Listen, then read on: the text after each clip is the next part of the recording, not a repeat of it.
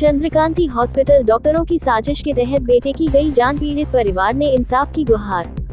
बबीता महेश्वरी गुदरबाग थाना प्रेम नगर वरिष्ठ पुलिस अधीक्षक कार्यालय पहुंचकर लिखित शिकायती पत्र देकर इंसाफ की मांग की है। आपको बताते चले कि पति के खिलाफ पार्टी के इशारे पर पूर्व नियोजित षड्यंत्रों द्वारा विभूतिया साजिश पूर्वक अमानवीय क्रूरता, बर्बरता, पशुतुल्य, खौफनाक, दर्दनाक, मर्मांतक, विमुतिया पीड़ाओं के द्वारा मानसिक शारीरिक उत्पीड़न के साथ का घन हरण करके बेटे कार्तिक माहेश्वरी की डॉक्टरों कंपाउंडरों के द्वारा विमुतिया साजिशन हत्या का अपराध दोषियों पर पंजीकृत करने की अधिकारियों से लगाई गुहार। गुदरबाग थाना प्रेमनगर। क्या मामला है जो आपने शिकायत करी है कचहरी? 30 साल पुराना हमारा पारिवारिक मैटर चल रहा था, जिसमें 4 हत्याएं पहले करवा चुके थे हमारे खिलाफ पार्टी वाले समाजवादी गवर्नमेंट में। हाँ। अब एक बेटे को हमारे मरवा दिया डॉक्टरों के द्वारा। मोटी रकम खर्च करी, पुलिस रिपोर्ट नहीं लिख रही है। 11 तारीख को हत्या हुई। सुबह बेटा स्वस्थ था, हमने देखा, आंखें खोल रहा था, गर्दन हिला रहा था, बोलने की कोशिश कर रहा था, लेकिन डॉक्टरों ने उसके हाथ बांध रखे थे और मुंह में नली डाल रखी थी। और जब नली डाली गई थी रात के समय 9 तारीख चंद्रकांति हॉस्पिटल बरेली राजन नगर में, तब भी जबरदस्त ब्लडिंग के साथ, नली भी अच्छी तरह से नहीं डाली, उसको ऐसे पशु की तरह उसके मुंह में और नाक में नली ठूसी, जिससे उसको जबरदस्त ब्लडिंग हुई। एप्लीकेशन कहाँ आपकी? एप्लीकेशन दे दी है, बता दिए। और बेटे को सुबह 11 बजे मार दिया उन लोगों ने। हाँ। पहले डॉक्टर ने हमें धमकाया कि तुमने 2-3 खून कराए और उसकी लड़के क्या नाम है डॉक्टरों का? और अब तुम दूसरे हॉस्पिटल में इसको दिखा लो। डॉक्टरों का नाम बताइए।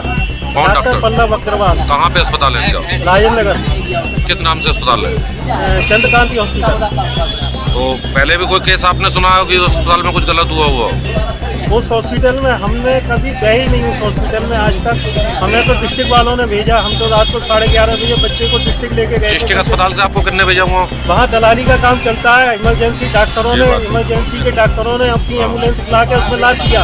हम तो वहाँ इलाज कराने गए।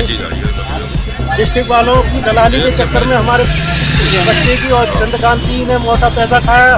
डॉक्टर पल्लव अग्रवाल ने उसको मार डाला और पुलिस अब हत्या का मुकदमा नहीं लिख रही है। हमने समस्त आला अधिकारियों को सूचित कर दिया है और उससे पहले जब से दुश्मनी चल रही है, पुरानी एप्लीकेशनें भी हैं जो हम लगातार प्रशासन को कह रहे हैं कि हमारे बेटे की, हमारी पत्नी की, हमारी जान को खतरा है, लेकिन यहाँ से लेके राष्ट्रपति महोदय तक अभी तक नहीं चेते। जब हमारे बेटे की हत्या हो गई तो अब रिपोर्ट नहीं लिखी जा रही है। कितनी उम्र थी बेटे की आपकी? 23 साल की। ये कंप्लीट कर लिया था। मैरिज वगैरह हुई थी नहीं? कंप्यूटर में दक्ष था। 1 साल से सिर्फ ट्रांसपोर्ट में मैनेजर की। शादी वगैरह हुई थी कि नहीं? नहीं, शादी नहीं हुई थी। कितने भाई बहन थे उनके? अकेला था, इकलौता बेटा था। हाँ, उन्होंने इसलिए हत्या कराई कि उसकी हत्या के सदमे में हम दोनों माँ बाप खत्म हो जाएंगे तो वो 50-60 लाख की संपत्ति वो हमारी फ्री में उनको मिल जाएगी। ये सिर्फ संपत्ति को जब हजम पूरी नियत से संपत्ति को अनाधिकृत रूप से कब्जा करने के। कौन लोग हैं ये? दिल्ली के वलीन व्यापारी नीरज माहेश्वरी और अवधेश माहेश्वरी और एक भट्टा मालिक राकेश सोनी, उसका लड़का उज्जवल सोनी, और एक किराना व्यवसायी है मनोज ओझा, और एक जयप्रकाश ओझा, वो दैनिक जागरण अखबार में है। ये सब लोगों ने अपना संगठन बना रखा है। ये लोग लगे हुए हैं उसमें।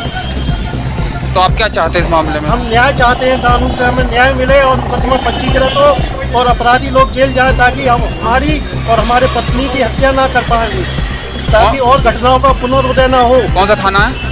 थाना प्रेम नगर।